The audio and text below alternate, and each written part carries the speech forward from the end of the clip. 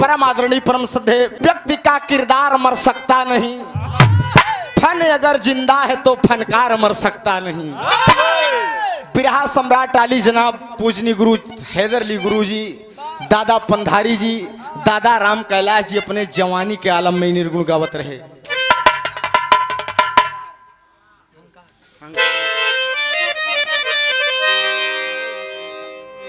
कहना है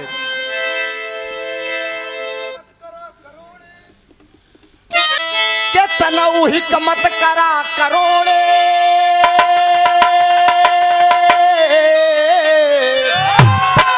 अरे तब विधि के लिखा केहू ना मोड़े, तब सब भोरे में उमरिया जाई बीती।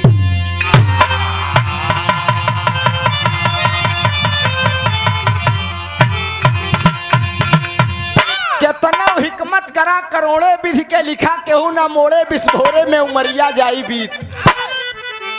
कहना है अरे राम कौने बनवा, अरे दादा कौने बनवा, एक दिन उड़ी जई सुगानावा कौने बनवा।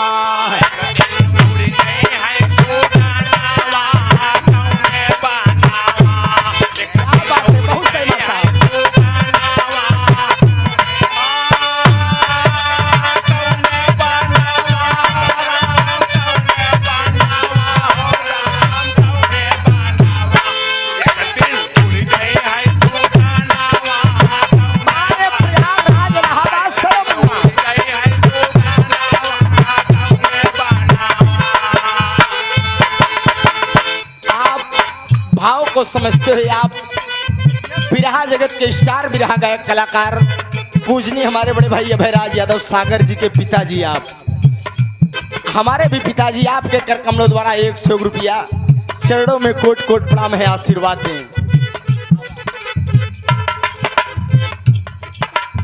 बड़ा ही आशीर्वाद रूपी पुरस्कार घमासान जवाबी बिरहा मुकाबला 25 अगस्त को हमारे गुलशन भैया के यहाँ कटका में, हमारा और रजनीगंधा जी का रात में 25 अगस्त को जन्माष्टमी के दूसरे दिन 25 तारीख को जवाबी बिरहा मुकाबला कार्यक्रम आप करवाए हैं। आपके कर कमलों द्वारा 200 रुपए का आशीर्वाद, चरणों में कोट कोट प्रणाम है, आशीर्वाद दें बाबूजी। चंचल मन का पता नहीं है कवन देश से आया है, कोटिन कला करोड़ों कई के कोई भेद न पाया है कोई संसार में ऐसा जो यह बाग लगाया है, रंग भेद कुछ जान पड़े ना मिट्टी तन चमकाया है।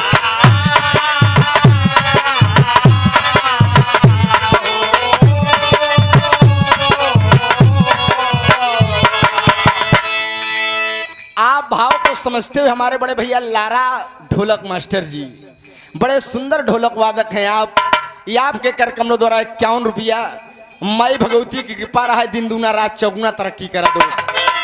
चंचल मन का पता नहीं है कवन देश से आया है, कोटिन कला करोड़ों कई के कोई भेद ना पाया है, कोई संसार में ऐसा है, कोई संसार में ऐसा जो यह बाग लगाया है, रंग भेद कुछ जान पड़े ना मिट्टी तन आया है। तो चोरी बेईमानी मन छोड़ बनई तो प्रीत प्रेम का जोड़, तोड़ना नियम करम का तानावा कौने बनवा।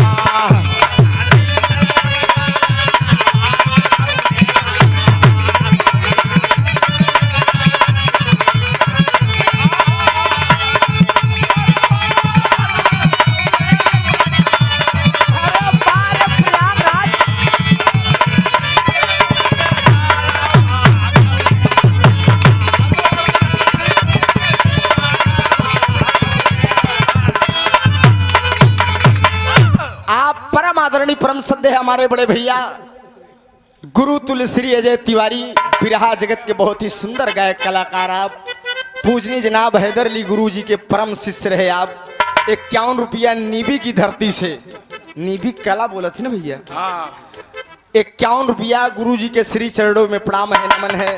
आशीर्वाद दे हम बच्चे अपनी कला में कामयाब रहें।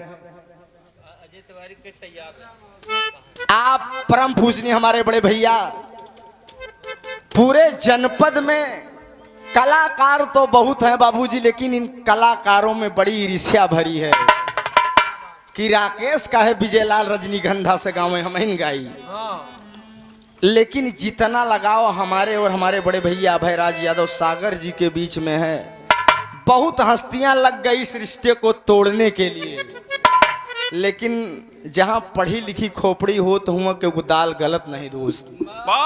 ये 100 रुपया हैदर अली गुरु जी के परम शिष्य, आप चरणों में कोट कोट प्रणाम है, आशीर्वाद दें हम बच्चे अपनी कला में कामयाब हैं बाबूजी।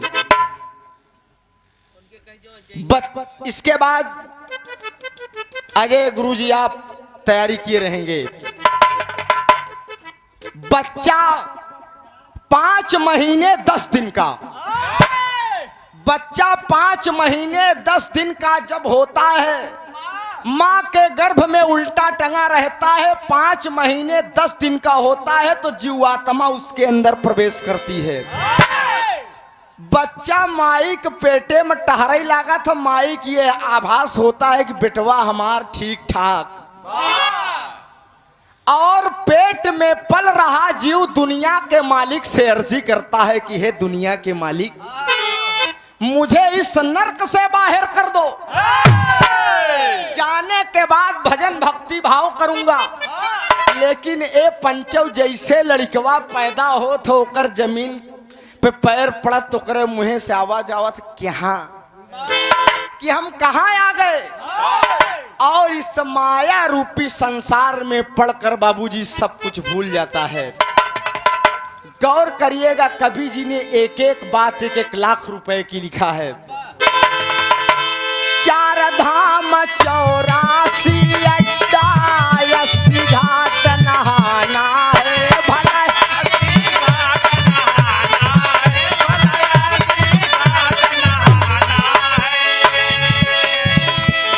4 धाम 84 अड्डा 80 घाट नहाना है। लेत देत बोलत बतियावत 200 समय बिताना है भला, 200 समय बिताना है भला, 200 समय बिताना है। अरे मिट्टी का है कारोबार फिर मिट्टी में मिल जाना है भला, मिट्टी में मिल जाना है भला, मिट्टी में मिल जाना है। मिट्टी जानो खाना पीना, मिट्टी जानो खाना पीना, मिट्टी माल खजाना है, मिट्टी जानो खाना पीना, मिट्टी माल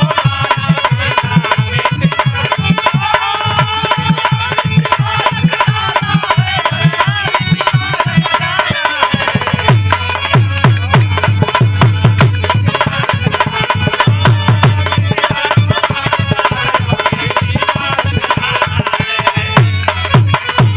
है, मिट्टी जानो खाना पीना, मिट्टी माल बल विक्रम बेनु दधीच गए और पारथ गए जिन भारत ठाना, बाल गए बलराम गए जकरे कखरी 10 शीस समाना, जाय दुर्योधन जंग गिरे ते 64 कोस में छत्र समाना, है धरा का प्रमाण यही तुलसी, जो फरा सो झरा जो बरा सो पुताना।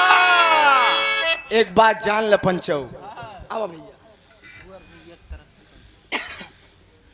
आप हमारे हृदय के गार्जियन, पार्टी मेरी भी पूरी आई थी, लेकिन आप लोग का बहुत बड़ा आशीर्वाद रहा।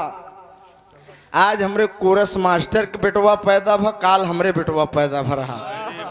मिठाई एक कम नहीं मिला, मिठाई मिली गुरुदेव, बभने का बहुत बड़ा आशीर्वाद हमरे लोग के ऊपर बा, ब्राह्मण मतलब राजू भैया के ऊपर, हमरे ऊपर।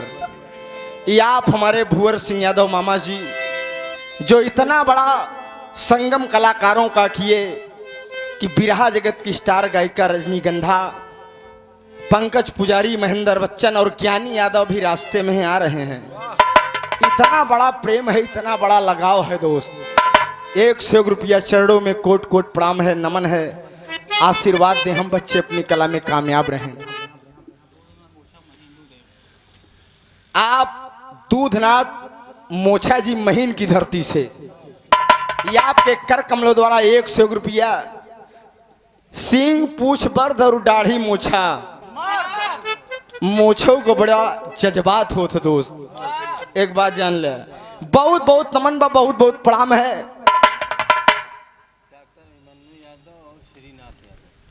आप बाबू डॉक्टर मन्नू यादव और डॉक्टर श्रीनाथ यादव जी, आप सबके कर कमलों द्वारा 501 रुपए का आशीर्वाद, जोरदार ताली बजा के स्वागत कर दिया। आप सब सेकंड गार्ड हैं। भगवान के बाद मनई की जिंदगी आप ही सबके हाथे में रहा था दोस्त। ये 501 रुपया बहुत बहुत नमन बा। एक जने कहन मनई मरे के बाद यार कैलेंडर कार्ड में लिखवा थी फलाने भैया का स्वर्गवास हो गया। कैसे पता चला वो स्वर्ग गए कि नरक गए? सब स्वर्गवास ही लिखवावा था। एक पंडित जी काशी में बड़ा विद्वान रहन, पढ़ के आवत रहन, आते आते शाम हो गई। मसान घाट के किनारे एक थी बुढ़िया और ओकर बेटवा बाबूजी रहत रहे। पंडित जी सोचन रात हो गई, भी कुटिया में रात हम बिताई ली। हाथ जोड़न कहन माँ, कहन हाँ बोलिए। कहन माई रात भर के समय बितावे दे माई अपने कुटिया में, हम बहुत पढ़ा लिखा ही, हम बहुत बड़ा विद्वान है माई। कहन अच्छा, कहन कहाँ से आवत है? कहन मामा हम चलावत है काशी से पढ़ाई गे रहे, प्रकांड विद्वान है माई। कहन ठीक वो बैठा बैठा, अब भाई भोजन नमक रोटी जोन मिली खाए के सोई जाए, सवेरे चला जाए।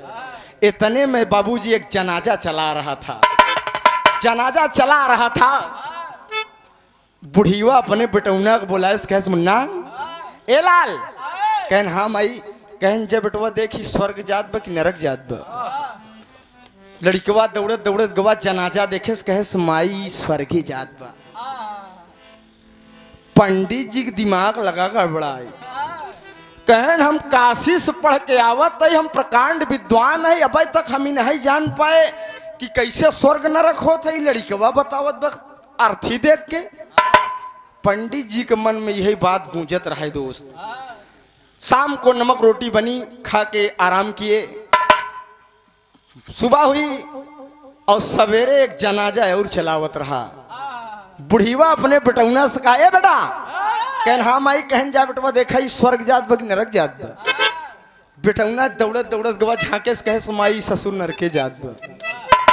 पंडित जी कहन रे बाप रे बाप, ये लड़कवा देवता हो गया बा, स्वर्ग और नरक बतावत बा। पंडित जी बुढ़िया के लगे गए, कहे माई ले ले भैया नाम भीम सिंह यादव बाबू। क्या नाम है? भीम सिंह।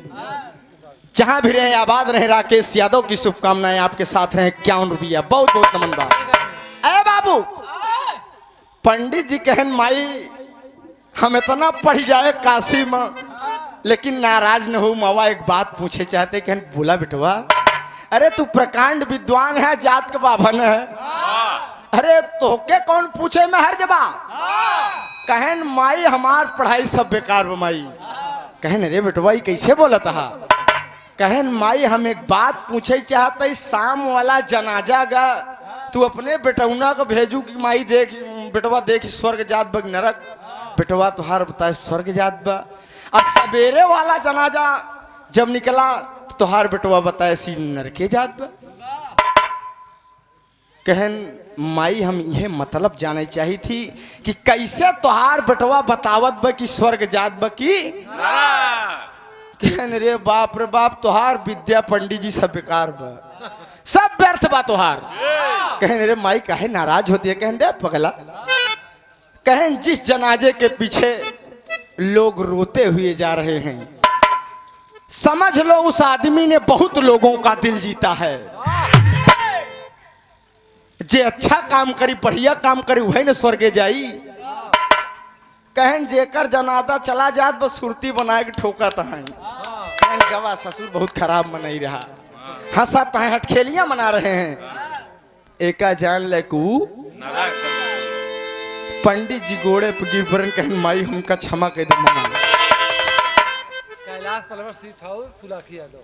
कैलाश पर्वत स्वीट हाउस सुलाखी यादव। सुलाखी यादव जी बहुत मशहूर और बहुत फेमस मिष्ठान भंडार का दुकान बा। 51 रुपया चरणों में कोट कोट प्रणाम है दोस्त। अब कुछ नहीं बिगड़ा बा, जब भी जागो तभी सवेरा। इलाहाबादी खाटी धुन लगत बा हमरे हैदर गुरु वाली। अरे हाय हाय हाय, अरे झकोरा मारई, अरे झकोरा मारई झूलनी, अरे राम झकोरा मारई झूलनी, वही साड़ी लहराई हो झकोरा मारई झूलनी।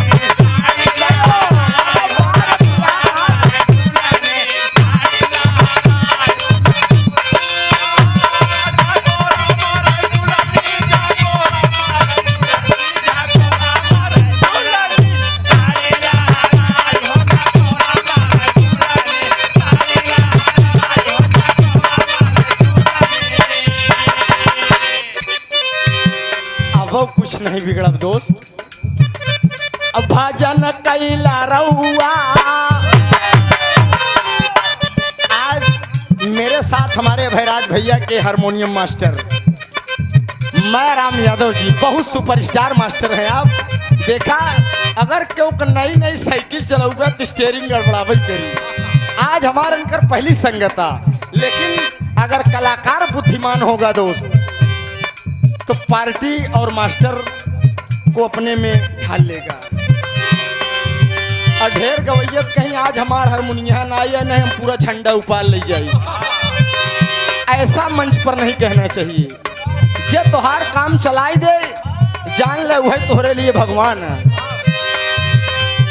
भजन कैला रहुआ का सतमतिया मारी, भजन कैला रहुआ।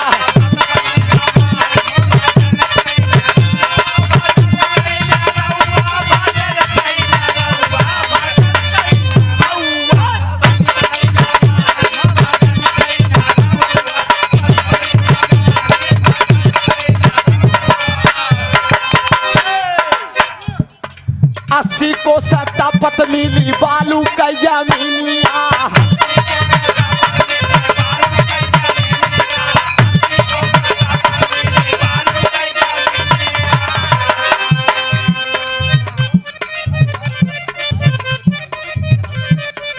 इंद्रजीत यादव उर्फ भल्ला भैया, या आप हाई कोर्ट के ड्राइवर साहब सनौटी की धरती से। हमरे भल्लो भैया का चानी बा। एका जान ला हाई कोर्ट जौने गाड़ी में लिखा रहा थे अच्छे अच्छे निगाह उलट के हट जाती कि इनसे ना लगा भाई साहब, नहीं घरे कुर्दी जगेली मिल जाएगा बाबूजी। 100 रुपया माई भगवती कल्याण।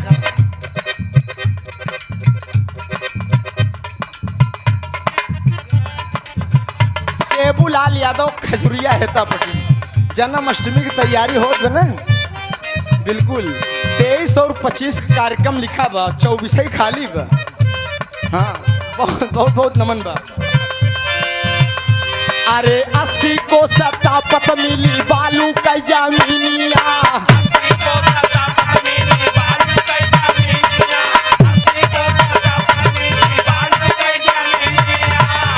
आप सुरेश यादव अंदावा बाईपास की धरती से 100 रुपया चरणों में कोट कोट प्रणाम है। यहाँ टेंट हाउस के छाया में बैठा है, लेकिन 80 कोस तपत मिली बालू के जमीनिया।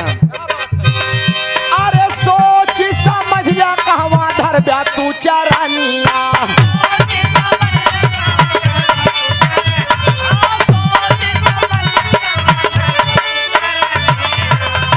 अरे साहब्या मुसीबत,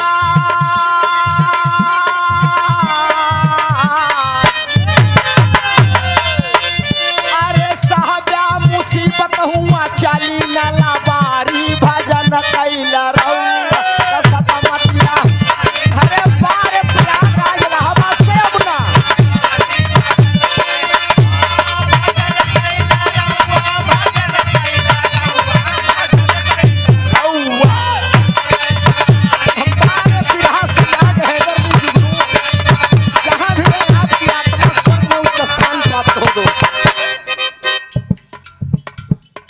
दिन इस आत्मा रूपी दुल्हन की मुलाकात दोस्त परमात्मा रूपी दूल्हे से होगी, जर्रे जर्रे का ठिकाना पूछ लिया जाएगा। क्या बात है।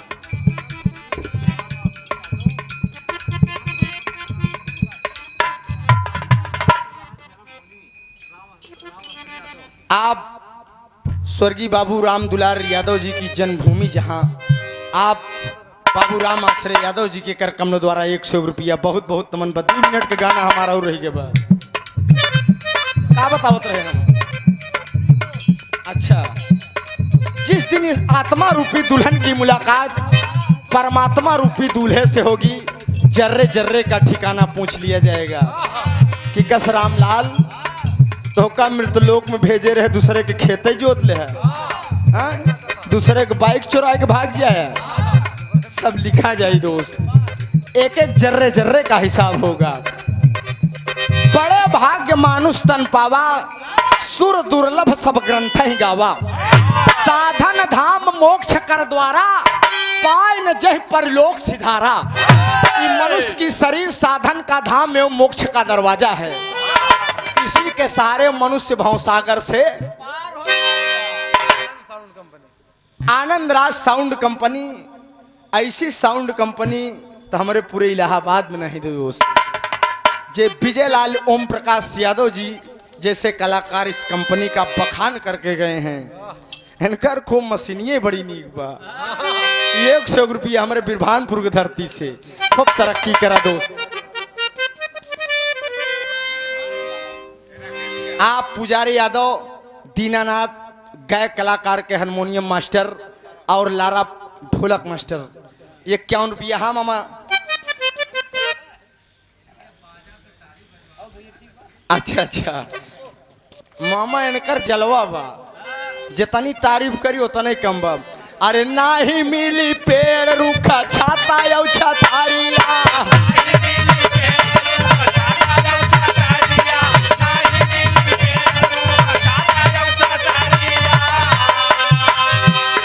बड़ा दुख साब्या सुनाया मकी नगारिया।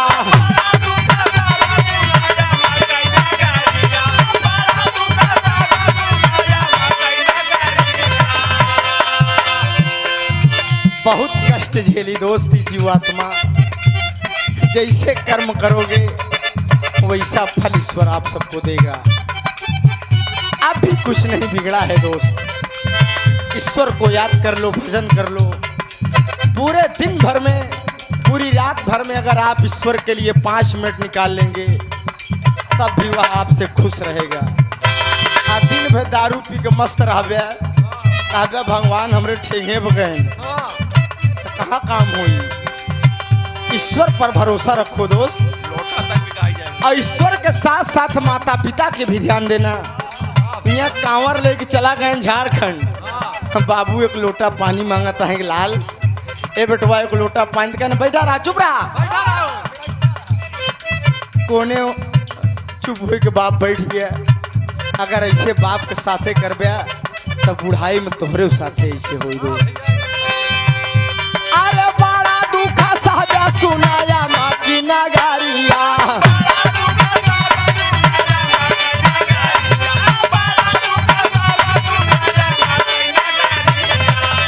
अरे साहबा मुसीबत,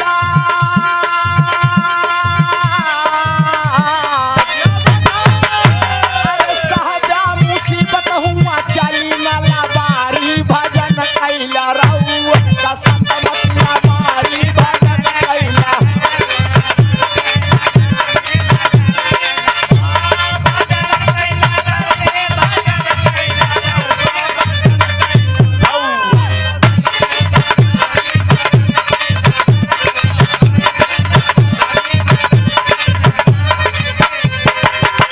आप सुजीत कुमार यादव जी, बड़ा आशीर्वाद प्रेम दुलार, आप मादरे हिंद की हिफाजत करते हैं दोस्त। धारा 370 हट गई बे। जवन काजू 60 रुपया 50 रुपया किलो बादाम मिलत रहा, आप समझ में आ जाइए। पाकिस्तान एकदम बौखला गया है।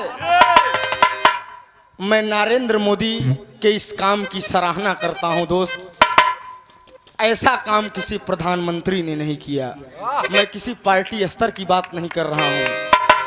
पाकिस्तान का गोला दागा बहुत जरूरी रहा।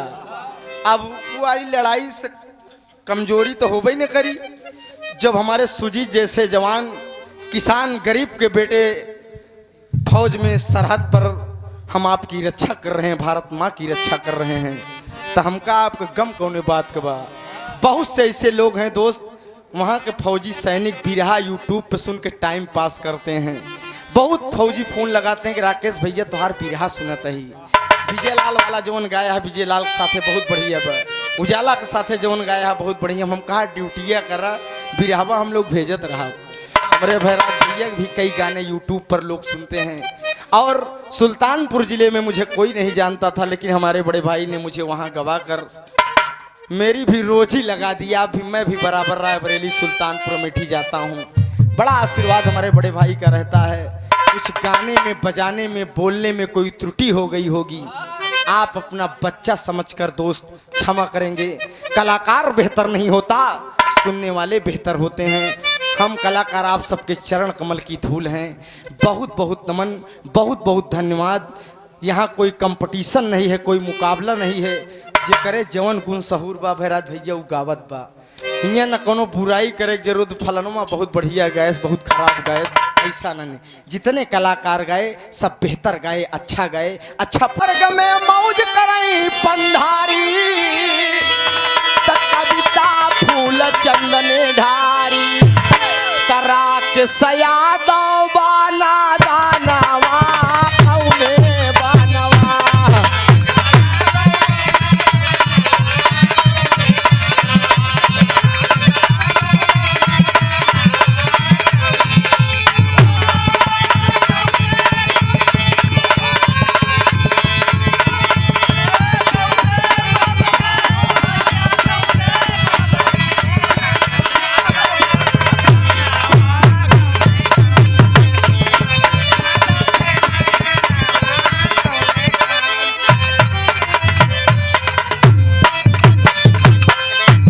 एक दिन उड़ जाई सुगानावा कौने बनवा।